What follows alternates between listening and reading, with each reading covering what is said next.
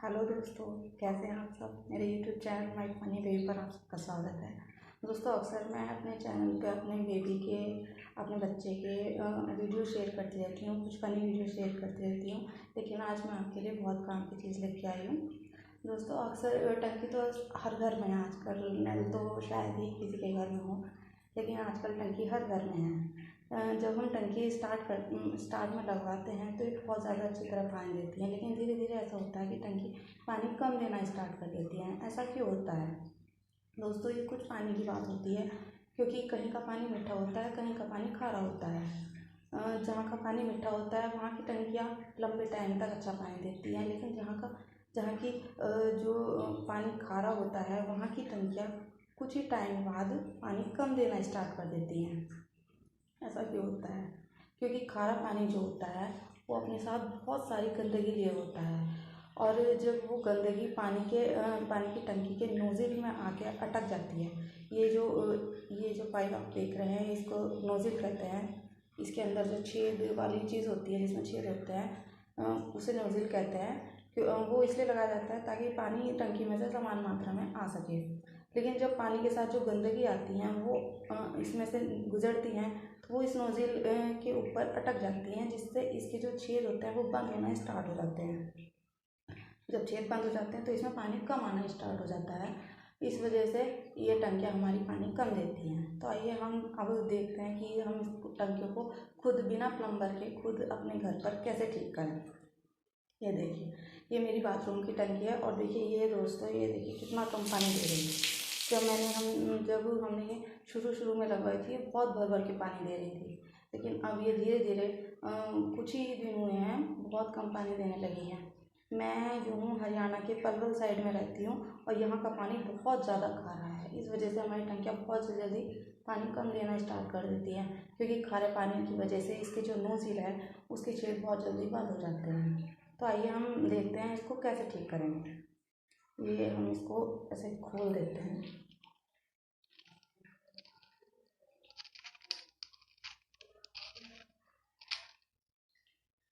ये देखिए दोस्तों, इसके नोज़िल में कितनी ज़्यादा गंदगी है। मैं आपको पास से दिखाती हूँ, फोकस करके। ये देखिए कितनी ज़्यादा गंदगी इसके नोज़िल में चिपकी हुई है। आइए हम इसको साफ़ करते हैं।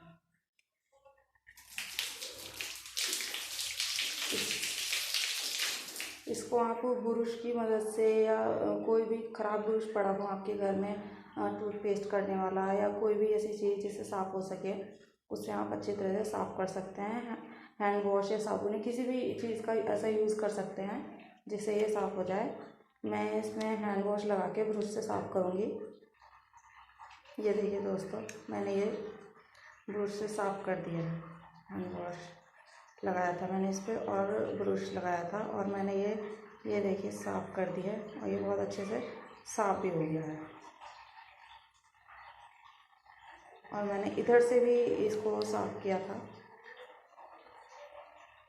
यहाँ से भी और इधर से भी, दोनों तरफ से मैंने इसे साफ़ किया है। और साफ़ करने के बाद अब मैं इसको इस पर लगा रही हूँ।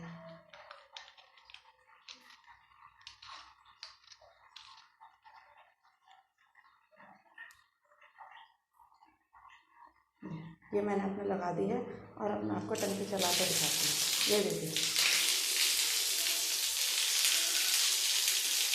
देखिए दोस्तों, अब मेरी टंकी में अच्छे से पानी आ रहा है, भर भर के बहुत अच्छे से पानी आ रहा है, और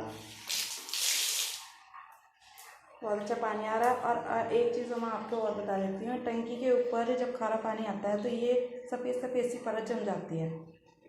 इसको हम कैसे साफ़ करें दोस्तों? इसको आप किसी भी हैंड वॉश या हार्पिक की मदद से रगड़ रगड़ के साफ़ कर सकते हैं। ये एकदम साफ़ हो जाता है। मैं आपको अभी साफ़ करके दिखाती हूँ।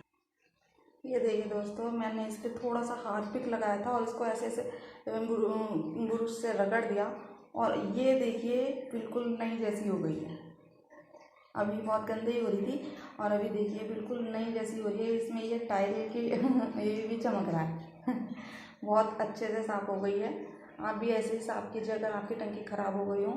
और अगर किसी को प्लम्बर को बुलाने की ज़रूरत नहीं है, अगर छोटी सी प्रॉब्लम है तो अपने आप ही आप घर में ठीक कर सकते हैं, सॉल्व कर सकते हैं उसको। तो ये मेरा वीडियो था आज का टंकियों को ठीक करने का अपने आप से बिना प्लम्बर के। अगर आपको ये मेरा वीडियो हेल्पफुल लगा हो तो प्लीज़ मेरे वीडियो को लाइक, शेयर और सब्सक्राइब ज़रूर कीजिए। अगला जो हेल्पफुल वीडियो है मैं लेकर ज़रूर आऊँगी। तब तक के लिए राधे राधे।